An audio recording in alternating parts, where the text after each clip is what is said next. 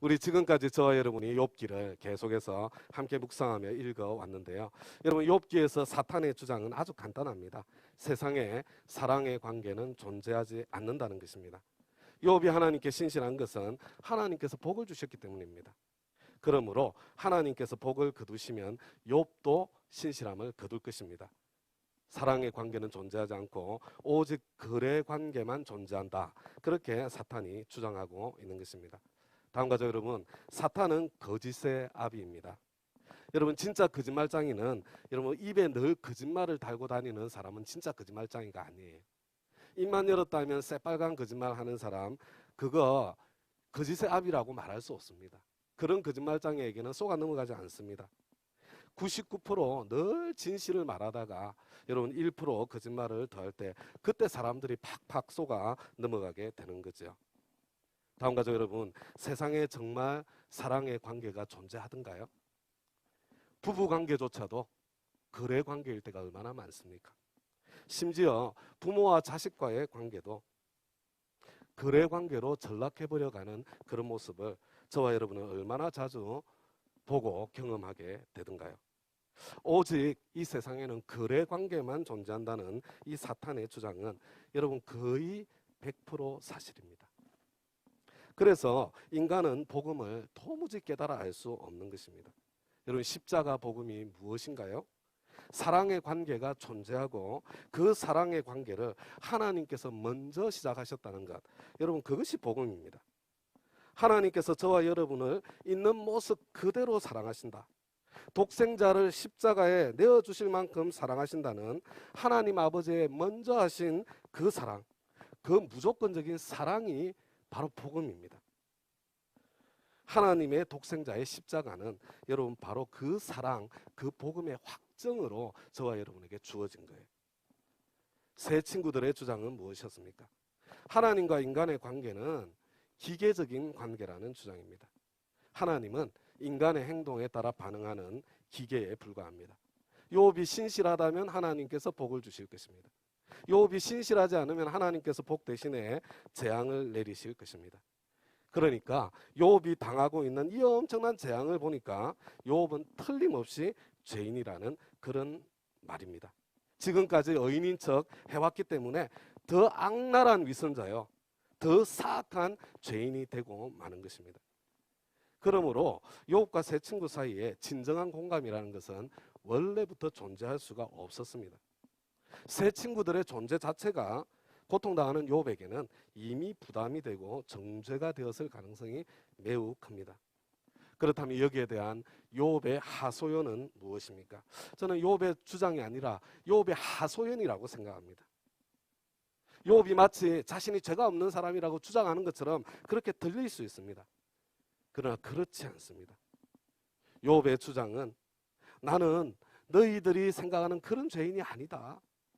나는 그렇게 엄청난 죄인이 아니다. 그래서 억울하고 답답해서 견딜 수 없다. 자신이 이렇게 오해와 모욕을 당하고 있는데도 자신의 억울함을 풀어주지 않으시는 하나님께 하나님 저는 정말로 섭섭합니다. 그렇게 하소연하고 있는 것 같습니다. 여러분, 여기에 대한 엘리후의 대답 궁금하지 않으세요? 우리 다 같이 엘리후의 대답을 한번 살펴보도록 하겠습니다. 이제 본당 우리 출석자 점점 늘어날 거기 때문에 성경 교독하지 않고요, 제가 혼자 다 읽으려고 그래요. 여러분들은 눈으로 따라 읽으시면서 이 성경 말씀을 한번 마음에 그려보시기 바랍니다. 욥기 32장 1절부터 5절 말씀이에요. 욥이 자신을 의인으로 여김으로 그 세 사람이 말을 그치니 람 종족 부스 사람 바리겔의 아들 엘리후가 화를 내니 그가 욥에게 화를 내면 욥이 하나님보다 자기가 의롭다 하며 또 세 친구에게 화를 내면 그들이 능히 대답하지 못하면서도 욥을 정죄함이라. 엘리후는 그들의 나이가 자기보다 여러 해 위이므로 욥에게 말하기를 참고 있다가 세 사람의 입에 대답이 없음을 보고 화를 내니라. 여러분, 이렇게 이제 엘리후의 대답이 쭉 펼쳐지는데요, 저는 엘리후의 대답을 읽으면서 엘리후도 역시 욥의 고통을 공감해 주지는 못했다, 그런 생각이 듭니다. 그렇지만 이 엘리후라는 사람은 정말 괜찮은 사람이로구나, 그런 생각이 들었습니다. 그는 욥과 세 친구와는 원래 잘 모르는 사이였던 것 같습니다. 그렇지만 처음부터 욥과 세 친구의 대화 현장에 있었던 것 같습니다. 그는 처음부터 끝까지 이 긴 대화를 듣고 있었습니다. 엘리후는 경청하는 사람이었습니다. 물론 자신이 나이가 어려서 쉽게 대화에 끼어들 수 없었을 가능성도 있지만 엘리후가 말하는 그 태도와 내용을 살펴보면 이 엘리후는 상당한 권위와 그리고 지위를 가지고 있었던 사람일 가능성이 많은 것 같습니다. 상당한 권위와 지위를 가지고 있었을 텐데도 그러나 연장자들, 연세가 많다고 그들을 존중했고 그리고 말하고 싶은 마음을 꾹꾹 참고 그 긴 대화를 처음부터 끝까지 다 듣고 있었다는 것 그 자체만 해도 이 엘리후라는 사람은 정말 대단한 사람이 아닌가 그렇게 생각이 되어집니다. 그는 경청했습니다. 그런데 이 엘리후의 경청의 결론이 무엇입니까? 엘리후는 욥에게도 그리고 세 친구들에게도 화가 났습니다. 엘리후가 듣기에 욥의 세 친구들은 욥에게 대답하지 못했습니다. 그런데도 욥을 정죄했습니다. 욥보다 못한 삶을 살고 있고 욥보다 실력도 안 되면서 욥을 자기들의 수준으로 끌어내리고 있는 그런 모습을 보았습니다. 엘리후에게는 고통의 크기가 곧 죄의 크기가 아닙니다. 엘리후에게는 복의 크기가 곧 의의 크기도 아닙니다. 하나님은 그런 기계적인 하나님이 아니십니다. 그런 점에서 엘리후는 욥을 이해하는 그런 입장에 있었다고 할 수도 있습니다. 그렇다면 욥에게 화가 난 이유는 무엇입니까? 욥이 하나님보다 자기가 의롭다고 주장하고 있다고 엘리후가 느꼈기 때문에 그렇습니다. 사실 가만히 살펴보면 이 엘리후의 분노는요, 세 친구들의 주장의 프레임이 이 세 친구들이 지금 주장하는 이 프레임을 욥이 깨지 못한 것에 대한 분노가 아닌가 저는 그런 생각을 하게 됩니다. 세 친구들의 대화의 프레임 속에 그 관점 속에 들어가면 욥이 자신을 변호하는 말은 무슨 말을 해도 하나님은 불의하시다고 주장하는 것처럼 들릴 수밖에 없게 되어 있기 때문에 그렇습니다. 그렇다면 엘리후가 말하고 싶어하는 바는 무엇입니까? 제가 생각하는 엘리후의 대답은 딱 한 가지예요. 관점을 바꿔야 된다는 겁니다. 프레임을 바꿔야 된다는 것입니다. 세상의 현실에서 인간의 관점에서 출발해서는 답이 없고 하나님의 크심에서 하나님의 관점에서 보아야만 답을 찾을 수 있다는 그런 이야기죠. 엘리후의 주장은 처음부터 끝까지 하나님의 크심, 하나님의 자유, 하나님의 주권에 지금 초점이 맞추어져 있습니다. 욥기 33장에서 발췌한 부분 한 장 넘겨주세요. 제가 12절부터 15절 그리고 19절까지를 읽어드리겠습니다. 내가 그대에게 대답하리라. 이 말에 그대가 의롭지 못하니 하나님은 사람보다 크심이니라. 하나님께서 사람의 말에 대답하지 않으신다 하여 어찌 하나님과 논쟁하겠느냐. 하나님은 한 번 말씀하시고 다시 말씀하시되 사람은 관심이 없도다. 사람이 침상에서 졸며 깊이 잠들 때에나 꿈에나 밤에 환상을 볼 때에 혹은 사람이 병상의 고통과 뼈가 늘 쑤심에 징계를 받나니. 여러분 이렇게 이어져 가는데요. 엘리후의 대답은 이런 내용입니다. 욥, 당신이 고통 중에 질문하는 것과 호소하는 것에 대해서 하나님께서 대답하지 않으신다고 지금 하나님을 불의하다고 말하고 있는데 그건 옳지 않은 겁니다. 하나님은 당신보다 크신 분이십니다. 하나님께서 당신에게 대답해야 될 의무가 있는 것도 아니고 그리고 당신이 생각하는 방식으로 대답해야 되는 것도 아닙니다. 하나님은 당신보다 크신 분이니까 하나님은 자유롭습니다. 하나님께서는 말씀하지 않으셔도 되고 당신이 원하는 방법으로 말씀하지 않고 다른 방법으로 말씀하실 권리도 있습니다. 하나님께서는 꿈으로나 환상으로도 말씀하시고 혹은 징계의 채찍을 통해서도 그리고 또 다른 다양한 방법으로 하나님께서는 계속 말씀하고 계시는데 인간이 하나님께서 말씀하시는 것에 관심을 갖지 않고 있고 듣지도 않고 있기 때문이 아닙니까? 지금 이 과정에서도 하나님께서는 당신에게 말씀하고 있는 과정입니다. 지금 그렇게 지금 이야기를 하는 거예요. 엘리후가. 다음과 저 여러분 제가 여러분에게 한 가지 여쭤보겠습니다. 하나님께서는 내가 죄라고 생각하는 어떤 일 있잖아요. 하나님께서는 내가 죄라고 생각하는 어떤 일을 할 수 있는 분이십니까? 할 수 없는 분이십니까? 만약에 하나님께서 내가 죄라고 생각하는 것은 절대로 할 수 없는 분이라면 어떻게 그분이 전능하신 하나님이 될 수 있겠습니까? 또한 어떻게 그분이 프로그램된 기계가 아니라 선택권이 있는 주권자라고 말할 수 있겠어요? 하나님은 기계적인 원리나 원칙에 갇히지 않으십니다. 하나님은 자유로우십니다. 하나님께서 우리가 죄라고 생각하는 그런 일을 하지 않으신다면 그것은 하나님 당신께서 나는 그런 일을 하지 않을 거야 이렇게 선택하시고 그렇게 결정하셨기 때문에 그렇습니다. 하나님께서 무엇을 선택하시고 하나님께서 무엇을 결정하셨든지 인간이 옳다 그르다를 말할 수 없습니다. 만약에 인간이 옳다 그르다를 말할 수 있는 그런 존재가 하나님이시라면 그분은 더 이상 하나님이 아닙니다. 하나님을 논리에 가두려고 해서는 안 됩니다. 하나님은 결코 인간의 논리에 가두어지지 않으시고 인간의 신학에도 갇히지 않으시는 분이십니다. 엘리후의 두 번째 주장은 크고 자유로우신 하나님은 인간의 선행과 악행을 따라 상 주시고 벌 주시는 분이 아니시라는 것입니다. 여러분, 이 권선징악의 하나님이 아니라는 거예요. 때로 하나님께서 권선징악하시는 것처럼 보인다고 하더라도 그것은 그보다 더 큰 목적과 의도가 있기 때문이라는 그런 대답을 하고 있습니다. 우리 다음 페이지 욥기 35장 엘리후의 말을 함께 한번 들어보겠습니다.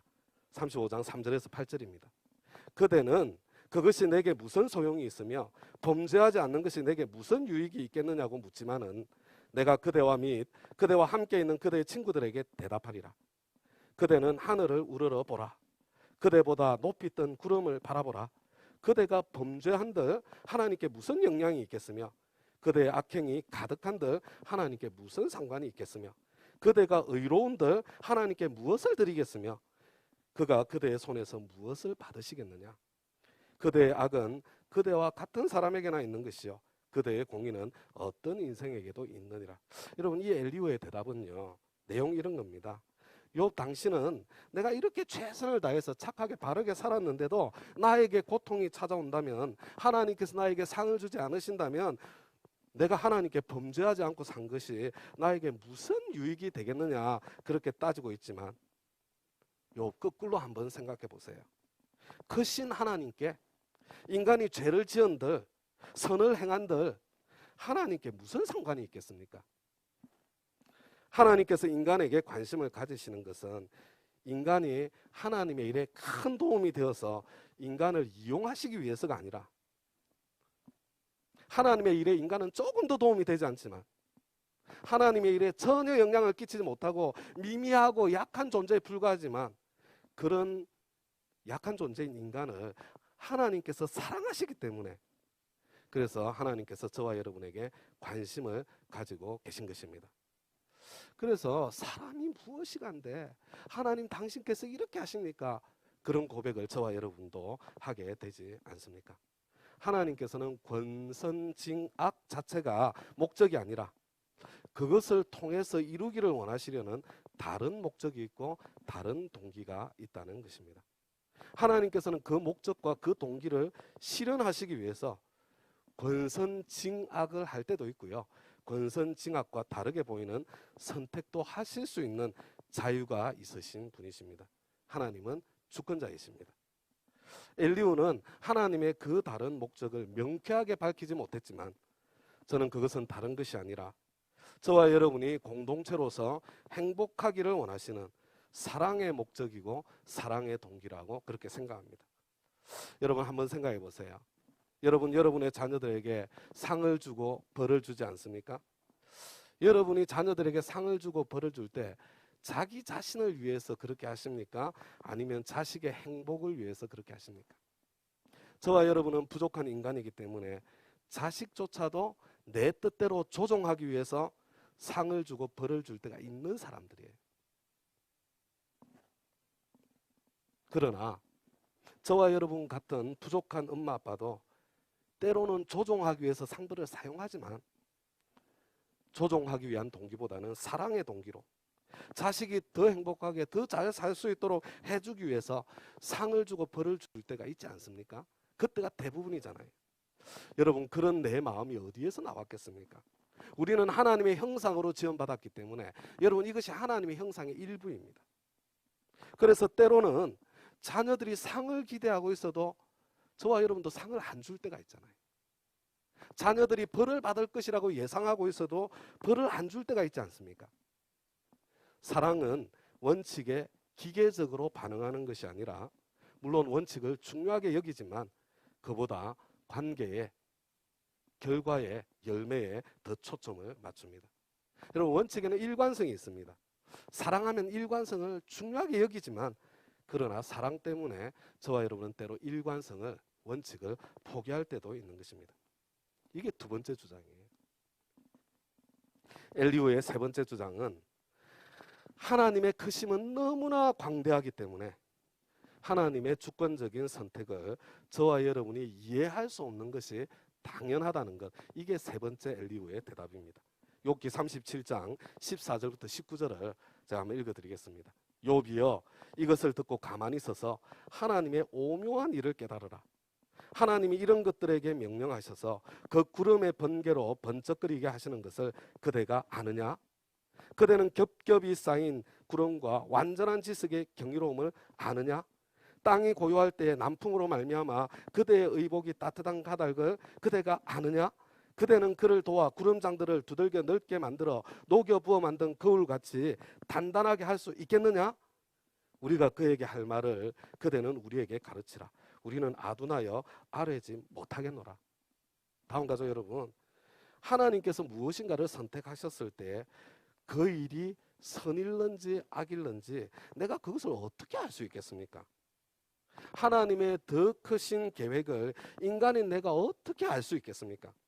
이 세상의 창조의 신비조차도 풀지 못하고 이해하지 못하는 인간들이 하나님께서 이 세상을 운영하시는 하나님의 경륜의 신비를 어떻게 풀어낼 수 있겠어요?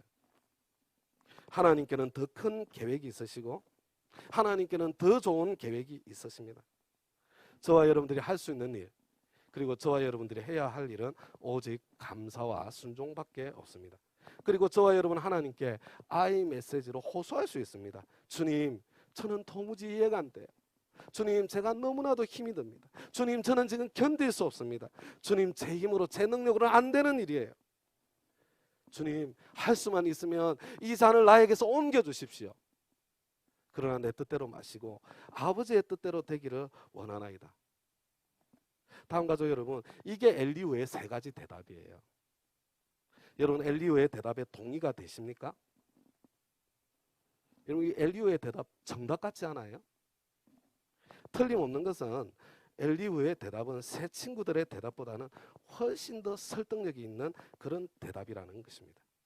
그런데 아무리 설득력이 있었다 하더라도, 설사 이것이 정답이라고 하더라도, 그러나 욥의 고통과 아픔을 충분히 공감해내지는 못했을 것이 틀림이 없습니다.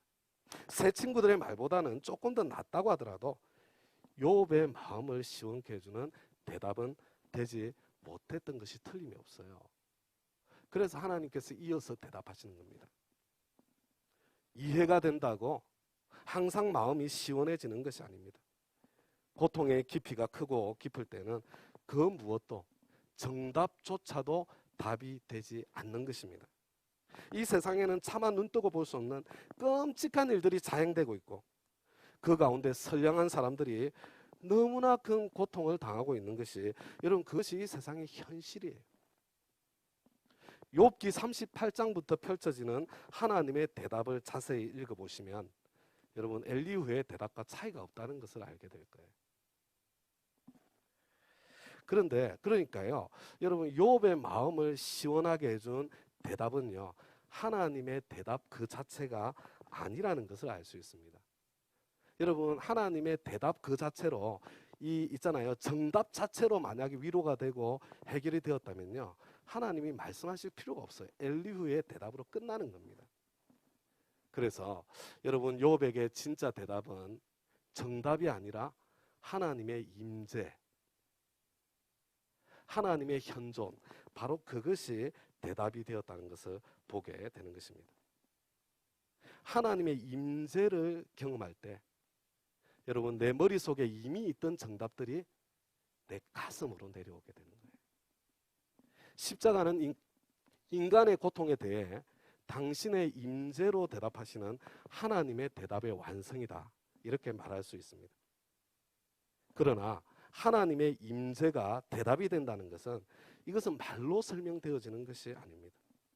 이것은 경험되어지는, 경험해야만 하는 신비의 영역이에요.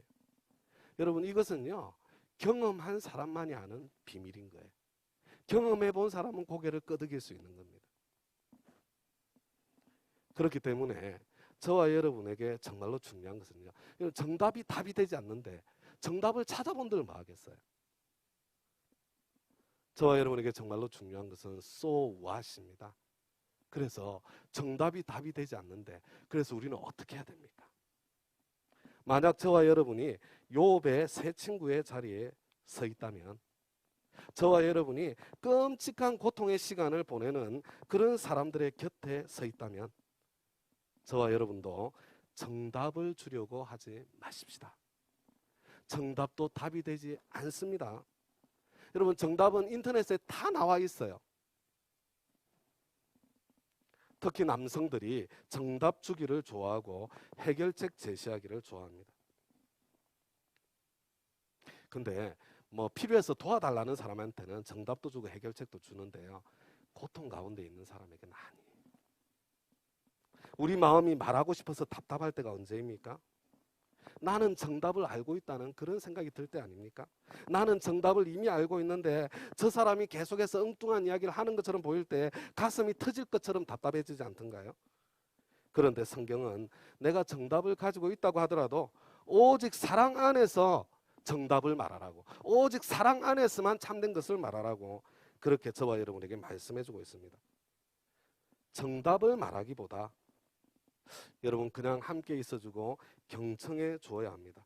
그리고 대신에 하나님의 임재가 그에게 임할 수 있도록 여러분 바로 그것을 도와주고 그것을 섬겨줘야 하는 것입니다.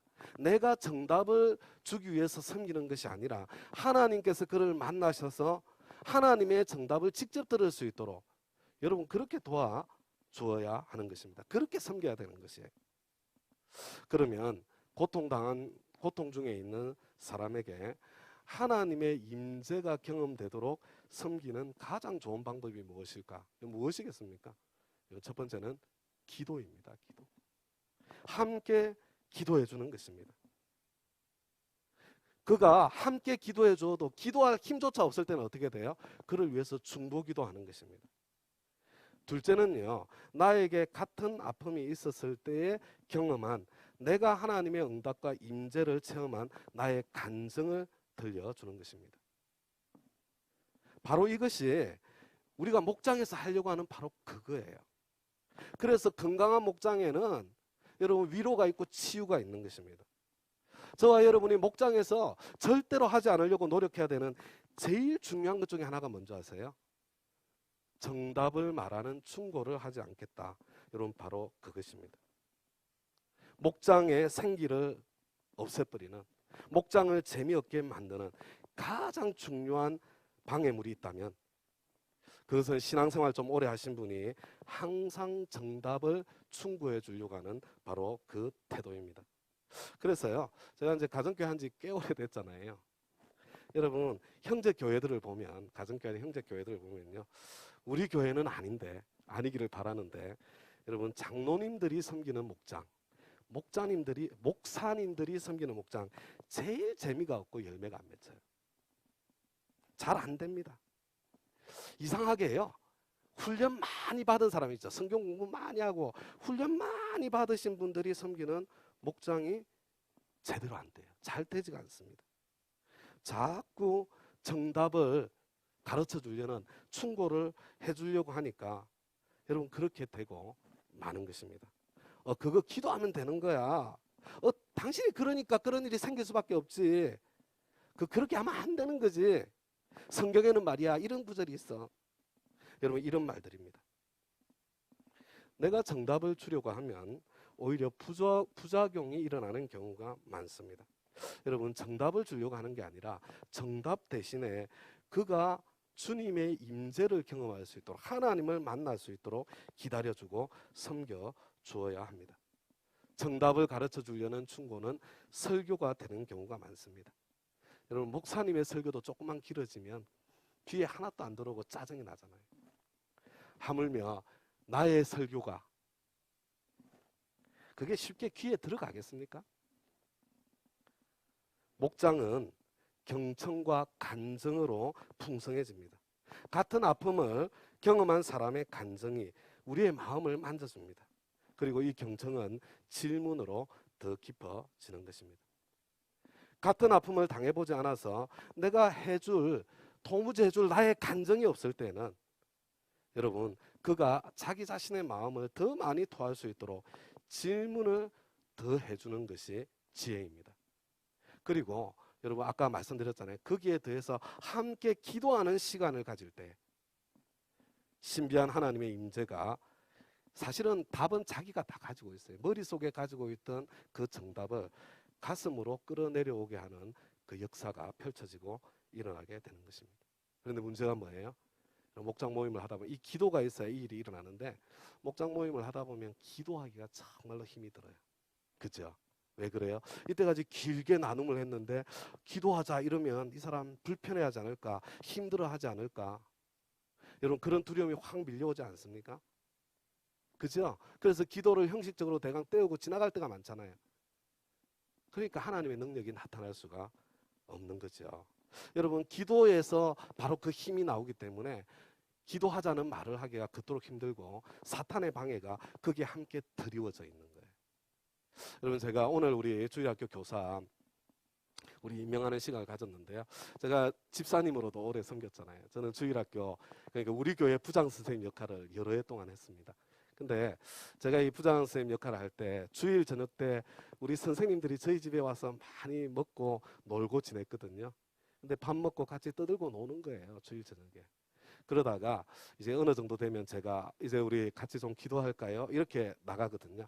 그러면요 선생님들인데도 신경질 내는 사람, 짜증 내는 사람 많아요. 에이 또 기도하자고 그런다고 뭐 이렇게 신경질을 내요.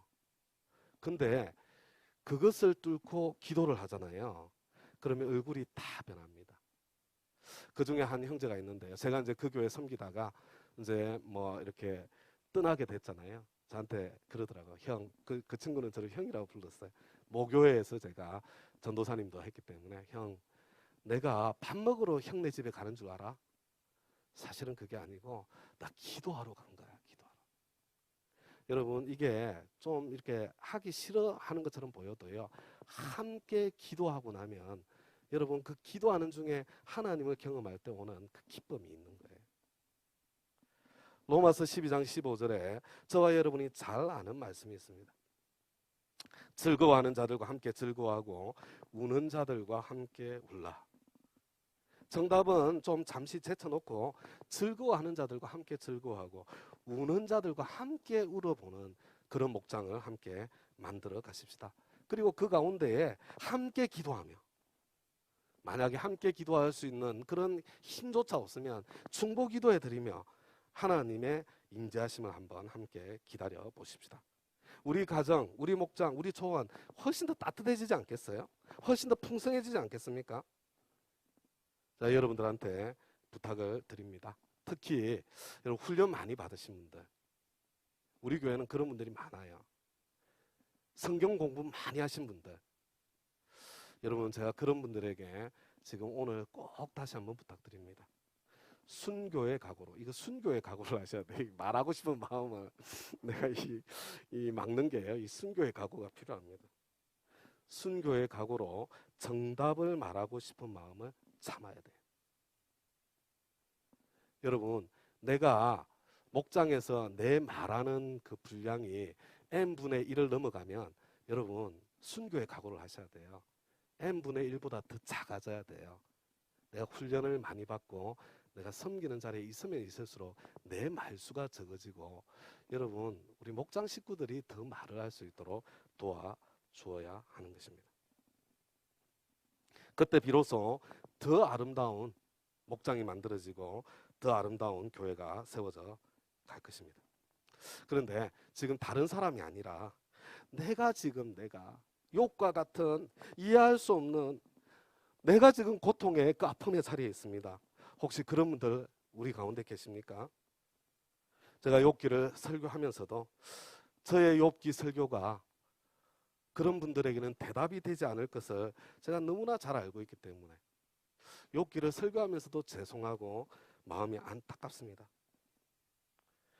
욥과 같은 이해할 수 없는 고통의 자리에 계신 분에게 제가 욥기를 설교하면서도 큰 소용이 없을 것을 생각하니까 사실은 좌절감도 들고 자괴감도 듭니다.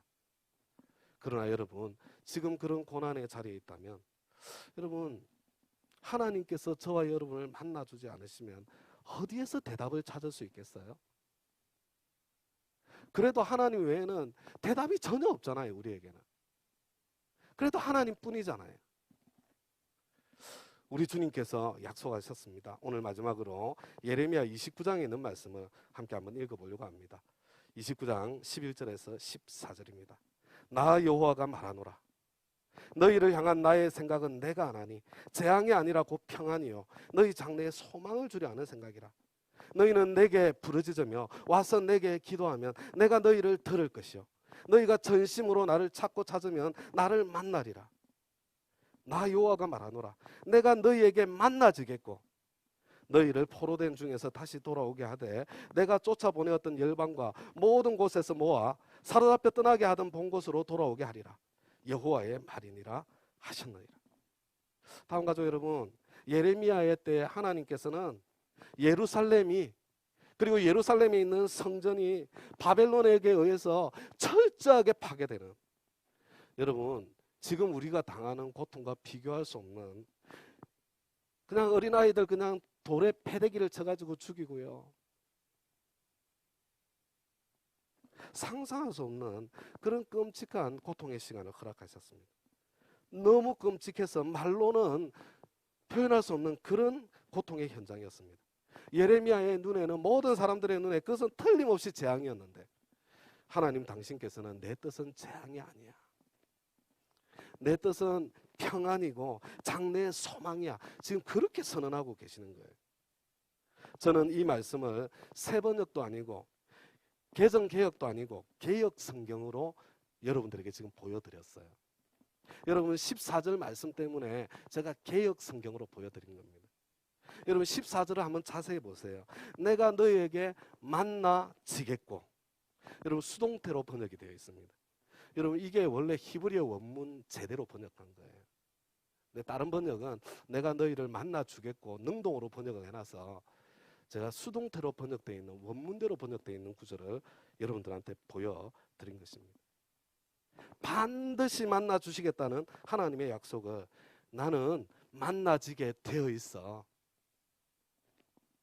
수동태로 표현해 주셨다고 저는 그렇게 믿습니다. 너희들이 간절히 나를 찾으면, 나에게 와서 부르짖고 기도하면 나는 너희들에게 만나지게 되어 있는 거야.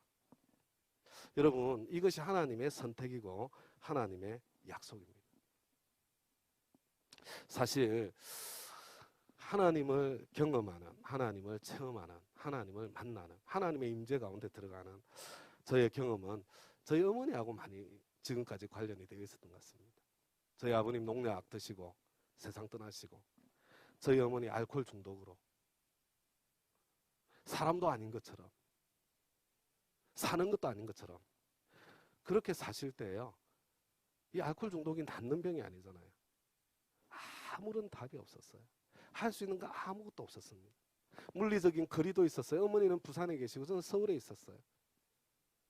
할 수 있는 것이 아무것도 없어. 그때도요, 여러분 청년들 철야기도 그런 거 안 했어요. 철야기도 가면 연세 많으신 권사님들이나 모여가지고 둘러앉아서 기도하는 그런 자리인데요, 할 수 있는 게 없으니까 그 할머니들 사이에서 같이 엎드려서 기도했고요, 기도 부탁했고요, 집에서 지내다가 갑자기 마음이 답답해서 또 예배당으로 쫓아나와서 어머니를 위해서 기도했고요. 근데 절대로 일어날 것 같지 않은, 한순간에 저희 어머니 알코올 중독이 끊어지는 그런 기적이 일어나더라고요. 근데 여러분, 제가 2017년도에 우리 다운교회 부임할 때요, 제가 미국에서 17년, 18년 살다가 왔잖아요. 제가 한국으로 들어오기로 결정한 제 인생을 쏟아놓은 교회잖아요. 시온영락교회가. 제가 들어오기로 결정한 중요한 이유가 저희 어머니 계속 연세도 얼마 안 되셨어요. 74세. 계속 응급실에 실려 가시니까 내가 장남인데 하나님께서 길을 열어주시면 그래도 어머니 남은 생에 효도해야 되겠다. 그런 마음으로 제가 들어온 거예요. 근데 제가 우리 교회 부임하기 2주 전에 저희 어머니 세상 떠나셨어요. 천국 가셨습니다. 하나님께서는요, 기적의 응답을 통해서 만나주시기도 하시고 때로는 너무나도 어처구니 없고 이해가 되지 않는 그런 결과로도 나를 찾아오시는 거예요. 하나님께서 그런 과정 속에 하나님께서 저를 만나주시면서 그게 비로소 이전의 방식대로 저에게 대답이 되어주셨고 지금은 지금의 방식대로 저에게 대답이 되어주시는 거죠. 이해할 수 없는 고통, 감당할 수 없는 고통 가운데 계신 분들 있습니다. 근데 문제가 뭐냐면요, 개인적으로 그런 고통의 시간을 지날 뿐만 아니라 개인적인 차원을 넘어서 지금 우리는 공동체적으로 교회적으로 이 코로나19라는 너무나도 무거운 시험 가운데 있고요. 뿐만 아니라 이 세속화의 무게, 뿐만 아니라 교회를 향한 세상의 이 반감이라는 무게, 우리는 지금 내 힘으로 감당할 수 없는 그런 시련과 시험의 시대를 지금 저와 여러분이 함께 통과하고 있는 것입니다. 여러분, 지금은요, 욥처럼 하나님께 매달려야 할 때입니다. 하나님을 찾고 또 찾아야 할 때입니다. 지금이야말로 부르짖고 기도해야 될 때입니다. 근데 우리는 부르짖는 것을 다 잊어버렸어요. 이 세상의 무게를 돌파하려면 다이너마이트 같은 성령님의 능력이 필요합니다. 내 개인적인 오순절을 넘어서 다운 교회의 오순절이 저와 여러분에게 너무나 절실합니다. 제 마음속에 부르짖고 기도해야 되겠다는 그런 절박한 마음의 부담이 점점 커집니다. 코로나가 잦아 들어가서 교회 주중 모임이 허락될 때에 부르짖으며 하나님 앞에 매달리는 50일 심야 기도회를 가질 생각을 가지고 있습니다. 이미 나 개인의 오순절을 경험하신 분들, 나 개인적으로 성령님의 위로와 능력을 체험하신 분들, 지금 있잖아요. 함께 모이지 못하니까 개인적으로 기도하시면서 여러분 그때를 지금부터 준비해 주시기를 부탁드립니다. 그리고 우리 현장에서 우리 주중에 함께 모여서 기도할 수 있게 될 그때에 여러분 함께 나오셔서 50일 심야 기도에 같이 하나님 앞에 부르짖으면서 우리 다운 교회 주시는 다운 오순절 하나님의 임재의 응답, 그것을 함께 누릴 수 있게 되기를 바랍니다. 내일부터 주발하기 기도회 제2주차에 들어가는데 여러분 1주차 같이 하지 않았어도 아직 늦지 않았습니다. 일주일에 1시간 내가 원하는 시간에 뭐 집에서 기도하는 건데 내가 원하는 장소에서 기도하는 건데 뭐 크게 힘든 일도 아닙니다. 1시간 어떻게 기도하나 고민 안 하셔도 돼요. 해보면 누구나 할 수 있는 겁니다. 나 개인의 모든 고난의 시간을 끝장내고 다운 교회 오순절을 내가 가져오는 통로가 되겠다. 그런 좀 마음을 가지시고요. 둘째 주가 시작되었지만 지금부터라도 우리 모든 분들에게 오픈되어 있는 거 아니잖아요. 목자님, 목녀님, 부목자님, 기도의 삶 수강하신 분들, 수료하신 분들, 저는 모든 분들이 함께 이 기도에 동참하면서 지금 기도의 시동을 걸어야죠. 지금 하나님께서 때를 허락하셨을 때 우리가 함께 부르짖으며 나아갈 수 있게 되기를 우리 주님의 이름으로 부탁드립니다. 이제 다 함께 자리에서 일어나셔서 지금 저와 여러분이 통과하는 고난의 시간을 통해서 하나님께서 궁극적으로 선물하기를 원하시는 진정한 평안, 장래의 소망, 하나님 나에게 생생하게 부어주십시오, 알게 하십시오. 그런 기도 가운데 내게 허락하신 시련을 통해 우리 하나님 앞에 한번 찬양하며 한 번만 찬양하겠습니다. 기도하겠습니다.